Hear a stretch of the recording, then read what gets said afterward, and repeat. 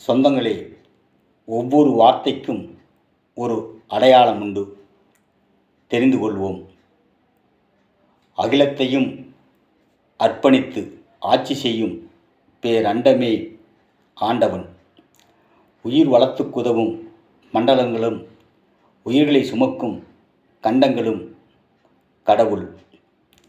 5 பூதங்கள் சாமிகள், ஆண் பெண் படைப்பாளிகள். ஜனிக்கும் மரணிக்கும் உயிர், ஜனிக்கும் உயிர்களெல்லாம் இறைவன், மரணிக்கும் உயிர்களெல்லாம் தெய்வம். வாழ்க்கைக்கும் வார்த்தைக்கும் அர்த்தம் அறிவதுதான் அறிவு. அனைத்தையும் அனுபவிப்பது வாழ்க்கை, அறிய வைப்பது வார்த்தை. வணங்கும் முறைதான் மரியாதை, மரியாதை கொடுப்பவர்தான் மனிதன். மாபெரும் சக்தி மனிதனுக்குண்டு. அவன் பாதத்துக்கு கீழ்தான் பூமி சுழல்கிறது. நிஜமாக